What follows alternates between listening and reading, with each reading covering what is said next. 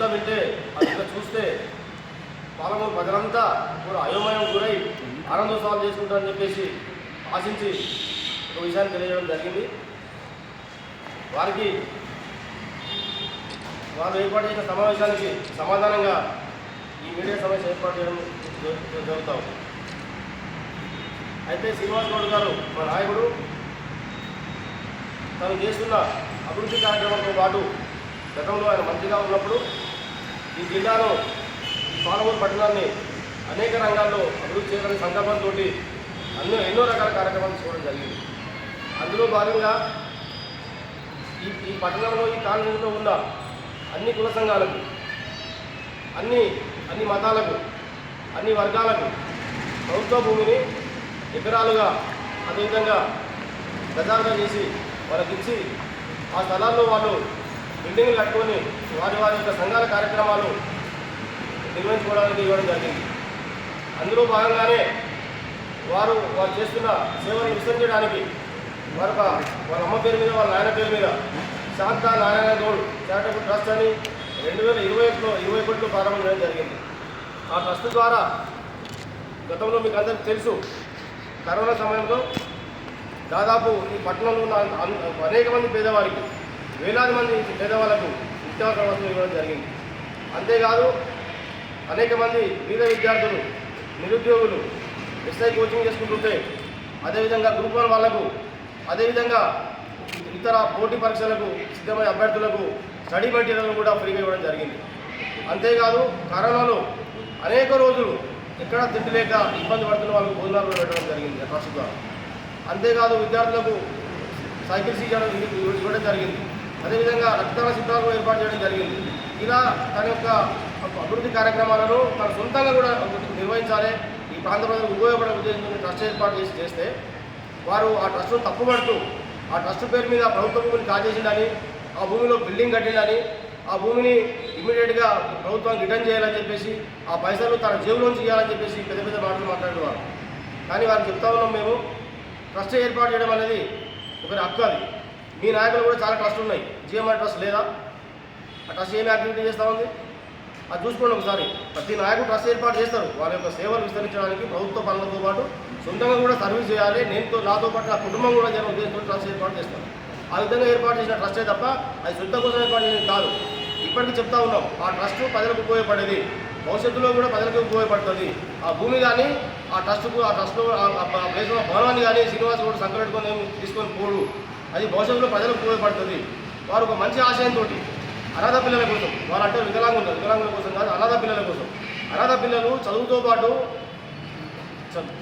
ఆటల్లో కూడా ముందు ఉండాలి. తను ఒక స్వయంగా రాష్ట్ర మంత్రి ఉన్నాడు కాబట్టి ఆ స్పోర్ట్స్ మంత్రి కాబట్టి నా జిల్లాకు కూడా స్పోర్ట్స్ రంగంలో అభివృద్ధి చెందిన ఉద్దేశంలో అనేక రకాల కార్యక్రమాలు చేసింది.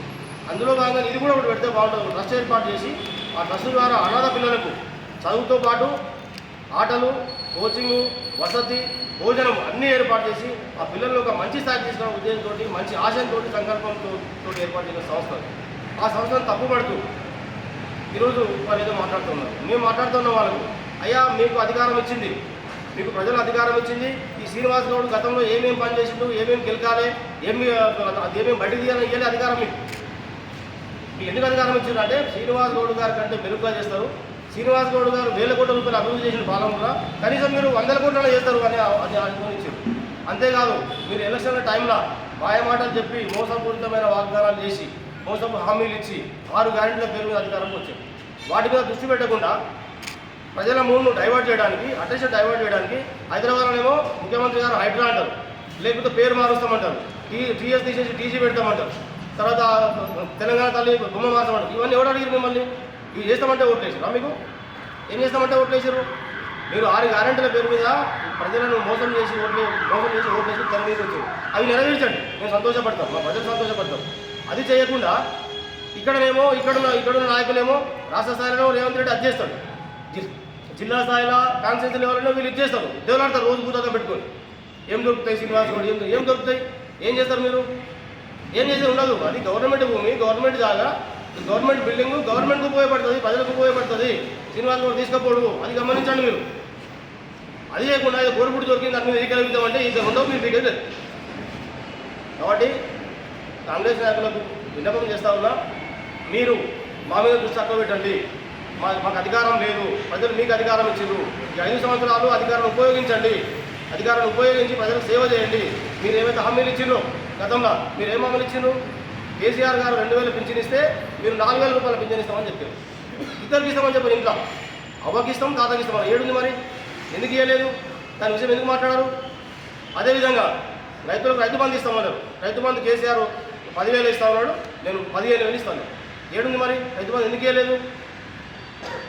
రైతు బంధు ఒక సీజన్కు 11,000 కోట్లు అయితే మీ లెక్క ప్రకారం 11,000 కోట్లు అయితే 2 సీజన్లు ఎగ్గొట్టి 2 సార్లు రైతు బంధు ఎగ్గొట్టి 22 కోట్లు జమ చేసుకొని ఆ 22 కోట్లకి వెళ్ళి 18,000 కోట్లు రుణమాఫీ చేశారు.